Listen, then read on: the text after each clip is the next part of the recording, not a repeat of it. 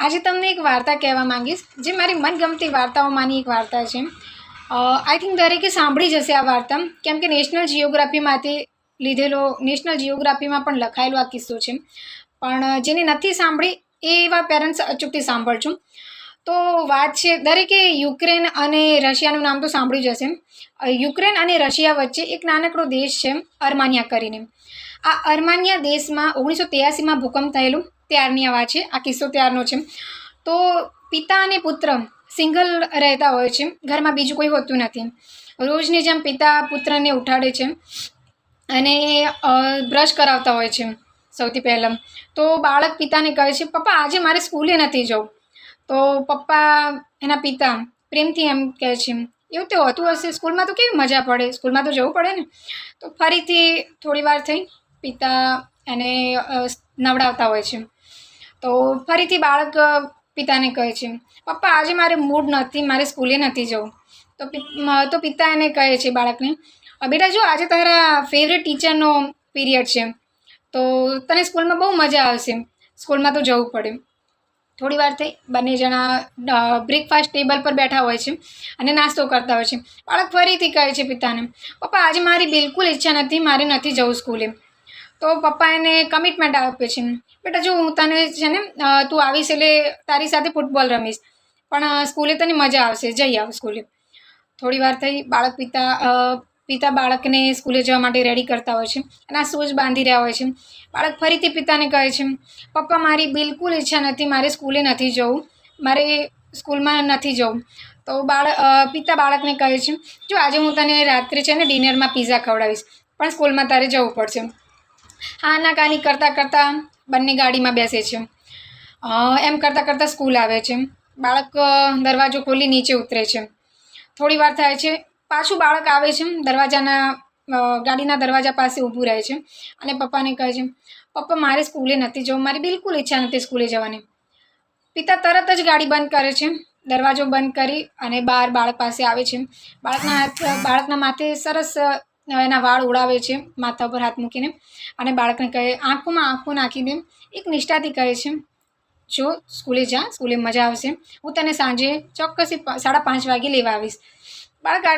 જે પિતાની વાતમાં એને કંઈક કમિટમેન્ટ દેખાયું હશે, કંઈક આશાનું કિરણ દેખાયું હશે, કંઈક વિશ્વાસ દેખાયો હશે, ત્યારે બાળક ખુશીથી સ્કૂલે જાય છે, નાચતું કૂદતું એ સ્કૂલે જાય છે.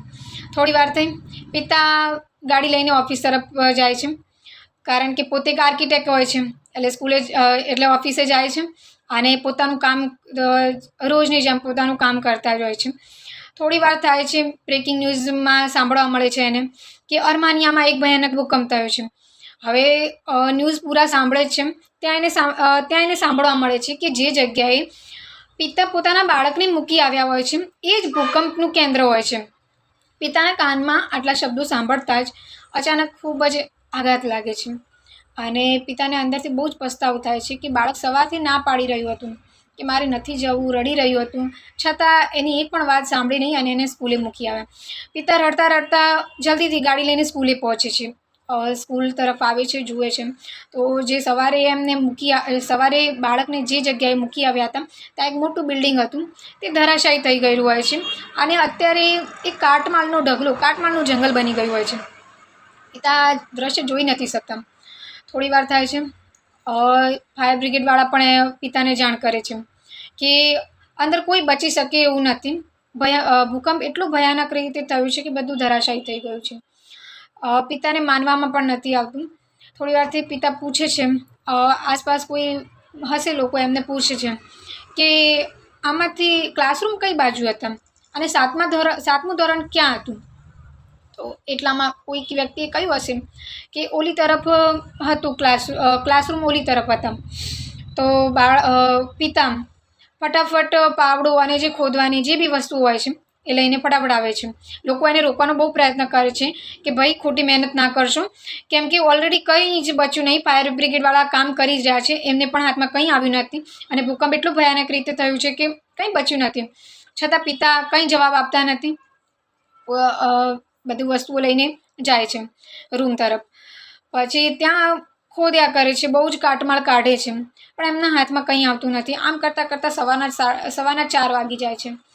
4 વાગ્યા સુધી એમને કંઈ બહુ જ મહેનત કરી. હવે તો મહેનતમાં એમને પણ એક અંદરથી એવું લાગવા માંડ્યું કે હવે કંઈ રહ્યું નથી, મહેનત ખોટી કરે છે.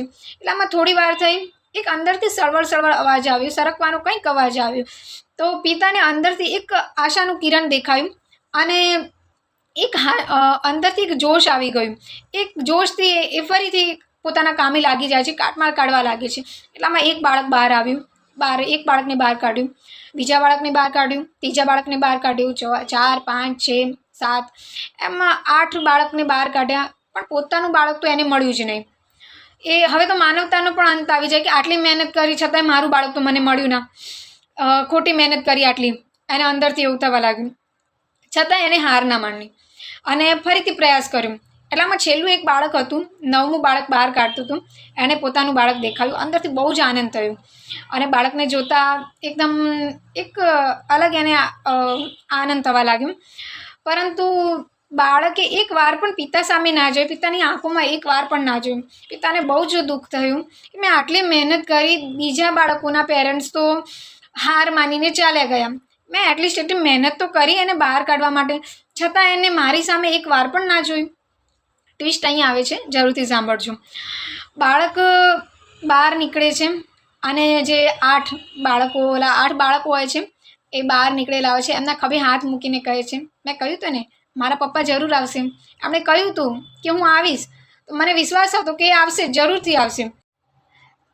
શું એક માતા પિતા તરીકે તમારા બાળકને તમારા પર એટલો વિશ્વાસ છે કે હું ગમે એવી મુશ્કેલીમાં હોઈશ, ગમે એવી પીડામાં હોઈશ, દુઃખમાં હોઈશ, તકલીફમાં હોઈશ, મારા પિતા મને લેવા જરૂર આવશે, મારી મદદ માટે જરૂર આવશે? જો આટલો જ વિશ્વાસ તમારા બાળકને તમારા ઉપર હોય તો તમે ખરેખર એક સારા મા બાપ તરીકે છો.